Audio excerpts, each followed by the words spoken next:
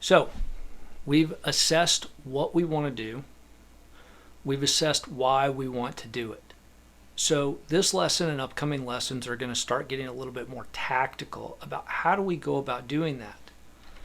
So by the end of this lesson, we will have assessed where we are in regards to the career area that we're talking about, that we've narrowed down to. And we will use this information to further narrow down the list. That way, if we uncover a stumbling block in how we go about accomplishing a career path in a certain area, we can always pivot and look at a separate career path if we need to, or adjust the career path we're on. Maybe if you look at all the careers available, when I say things like project manager or finance, those areas are wide and have a lot of subtleties to them. And maybe a project manager that thinks they're going down a very specific narrow path of this type of project manager finds out, oh, I don't want to do that type of project management. I want to do this type of project management. And it's a subtle shift, a subtle pivot. And we're going to start figuring out the how starting in this lesson. So we need to have knowledge of the career. So for each career area that we have listed, this is specifically about you, what is your learning curve to that career area? Are there skills, experiences, training, certifications that you need to do those? If all of a sudden one of your dreams is just to be a lawyer and you've never studied law, you've got to go all the way back to how do you take the test to get into law school? Where are you going to go to law school? How are you going to accomplish law school? These are the kind of things you start needing to think about for what are your next steps.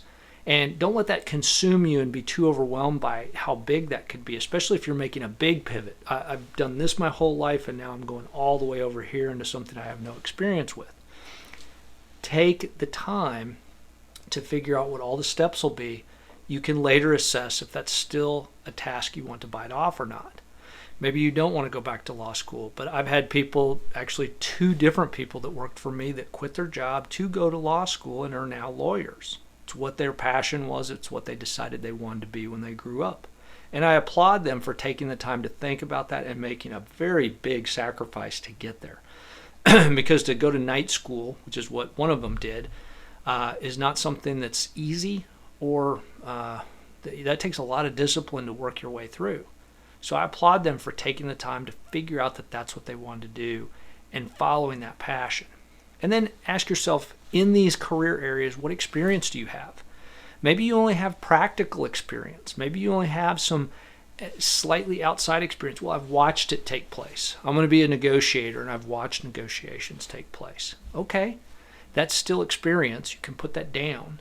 It just tells you you've got a lot bigger learning curve to go through to figure out how to do these things. That's okay. We need to assess ourselves as to where we are and how do we get to this career area that we've identified for ourselves going forward. So do you need resources and capital? So do you need a license, a certification, an education degree for those that want to go back and teach, for those that want to go to law school? Do you need capital to purchase a company or a franchise? Maybe you need that in order to achieve your goal. So you've got to start figuring out, how do I attain these things? These are all very doable.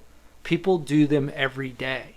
Just because you don't have any experience doing them, wait on that. I promise you we'll cover that in another section where we're continuing to go down the tactical path of mapping this out for you.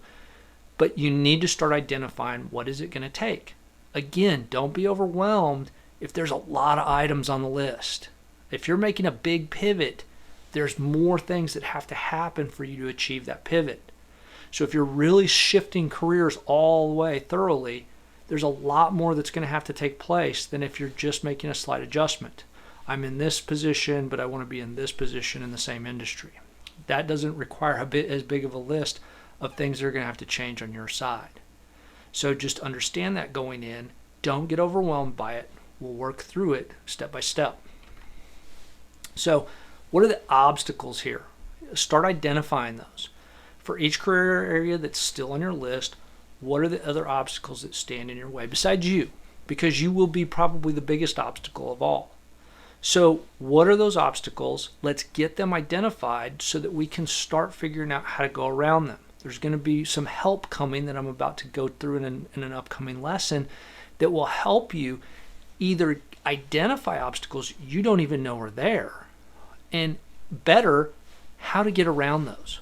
What are the best ways around those? We're going to give you strategies for how to make sure that that happens for you. So, are you willing to commit to this career path? Now that you've got this gigantic, what could be, depending on what the pivot is, you could have a gigantic list of things that have to happen for you to make this move. Are you, knowing that, are you willing to do the things and that take the time to achieve the goal? I mentioned the law guy who quit his job, went to night school, and got his law degree, passed the bar, started his law practice. That took a lot. Took a big commitment on his part, and he stuck with it and got it done. Are you willing to make the same commitment and time commitment to make that path happen? What are the obstacles to your time really standing in the way? Is it that you would rather watch TV or hang out with friends or whatever it is you do with your free time, or are you willing to commit to this to make this thing happen for yourself? There are no shortcuts here. I know that people online like to show, especially on social media, like to show you all these shortcuts that are out there. They really don't exist. I'm here to tell you, you're going to have to pull your pants up and say, I'm going to commit to this and I'm going to do it no matter what. If you can't do that, that's probably not the right career path for you. For each career area left on your list, you must answer that question. If you can't answer that you're willing to do this, it's never going to happen. And you need to embrace that and move on to the next career area that is more reasonable. We all have our limits. We all have the things we are willing to do and not do.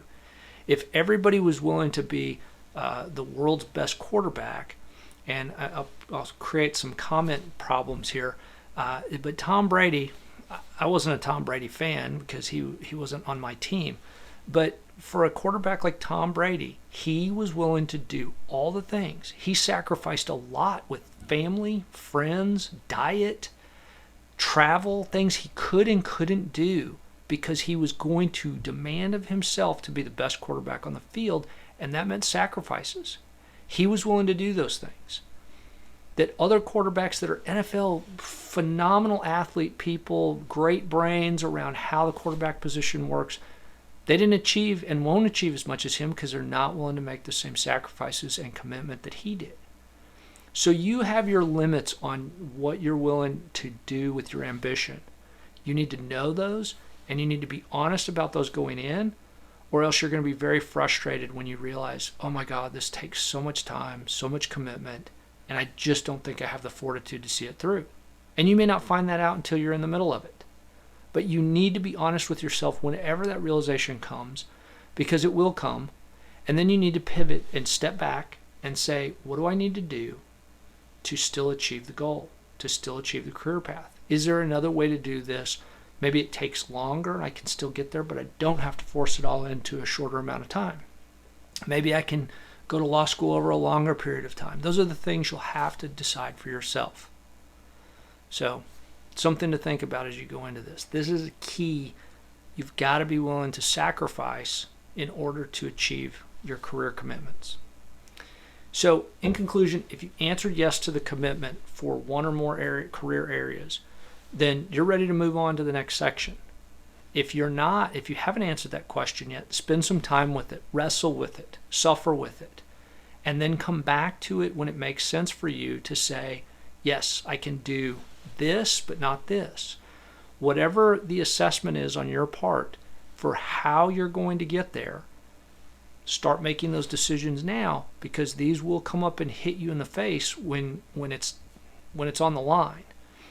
These are things you need to spend time with now before you just jump in head first and then you're miserable and you sit there thinking, I should have never left the job I was in, or I never should have considered trying to do something new. It's okay to fall off that horse. It's okay to find out when you're already in the middle of it that you're going to fail at it. And then you got to decide, do I want to keep trying at this or do I want to try something different? And I encourage you, if you fall off the horse trying to do something, keep trying it for as long as is reasonable. When you decide it's no longer the right thing for you, that's when you move. Not just because you fell, not because you failed once. Keep trying until you get there. It will be worth it in the end. It will be worth the sacrifices. So your action item.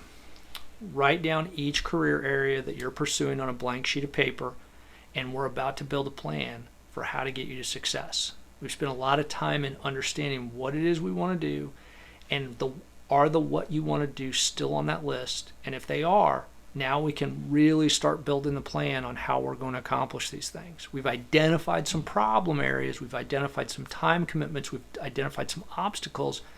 Now we're really going to start digging down into the meat of how do we get this thing done? How do we get to the career that makes us happy and satisfied?